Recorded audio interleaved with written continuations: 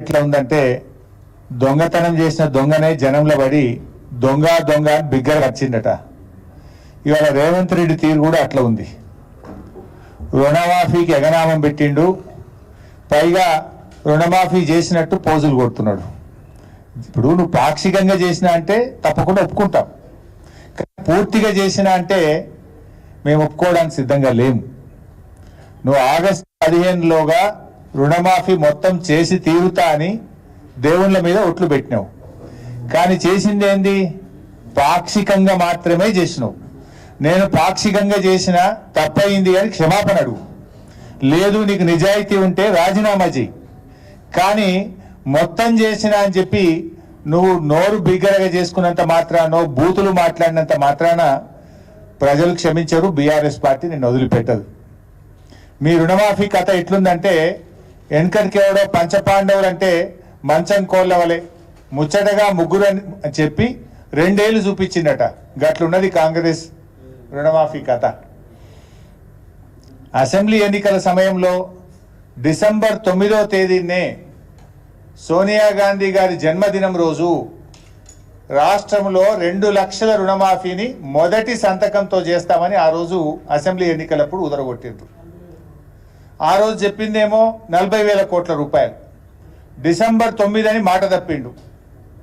తర్వాత పార్లమెంట్ ఎన్నికలు వచ్చినాయి, వట్టిగా చెప్తే ప్రజలు నమ్మటట్లేదని చెప్పి కనిపించిన దేవుని మీదల్లా ఒట్లు పెట్టిండు.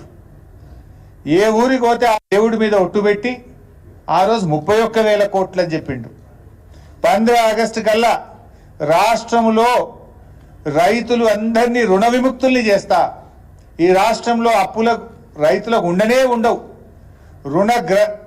రుణగ్రహీతలుగా ఉన్న రైతులన్నీ కూడా నేను అప్పు కట్టి వాళ్ళందరినీ రుణ విముక్తులు చేస్తా అని చెప్పి మరి ఆ రోజు ఉపన్యాసాలు చెప్పిండు.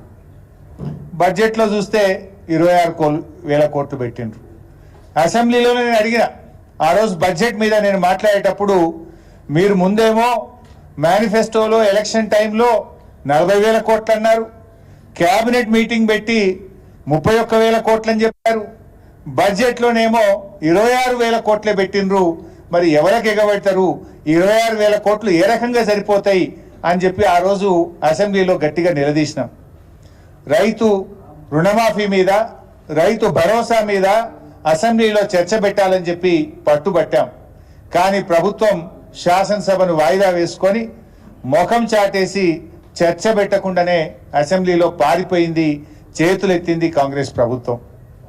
మరి మొన్న 15 ఆగస్టు నాడు ముఖ్యమంత్రి గారు ఖమ్మం జిల్లాలో మాట్లాడుతూ రుణమాఫీ అయిపోయిందని ప్రకటించిండు. సరే నిజంగానే చేసిండేమో లెక్కలు చూసినాం. లెక్కలు చూస్తే ఆయన చేసింది 17,000 కోట్లు 22 లక్షల మంది రైతులకు మాత్రమే చేసిండ్రు. అసెంబ్లీ ఎన్నికలప్పుడు ఏం చెప్పిండ్రు? 40,000 కోట్లు అని చెప్పిండ్రు. ఇప్పుడు తీరా చేసింది 17,000 కోట్లు, అంటే 23,000 కోట్లు కోత పెట్టిండ్రు. ఇచ్చింది తక్కువ, కోత పెట్టింది ఎక్కువ. ఇచ్చింది 17,000 కోట్లు, కోత పెట్టింది 23,000 కోట్లు. పార్లమెంట్ ఎన్నికలప్పుడు ఏం చెప్పిండు? పోనీ ముఖ్యమంత్రి స్వయంగా చెప్పిండు, పార్లమెంట్ ఎన్నికల్లో చెప్పిండు, క్యాబినెట్ అయిపోయిన తర్వాత క్యాబినెట్ మీటింగ్ తదనంతరం ముఖ్యమంత్రి చెప్పిండు రాష్ట్రంలో 31,000 కోట్లు రుణమాఫీ చేయవలసి ఉందని, 47 లక్షల మంది రైతులకు చేస్తామని స్వయంగా ముఖ్యమంత్రి చెప్పిండు. మరి 31,000 కోట్లు అని చెప్పి ఇవాళ చేసింది ఎంత? 17,000 కోట్లు, అంటే 14,000 కోట్లు కోత పెట్టిండు. 14,000 కోట్లు కోత పెట్టి రుణమాఫీ అయిపోయిందని మాట్లాడతాడు. నీది నోరా మోరా? ముఖ్యమంత్రి ఏం మాట్లాడిండో కూడా ఒకసారి చూపిద్దాం, మీరే చూడండి ఒకసారి.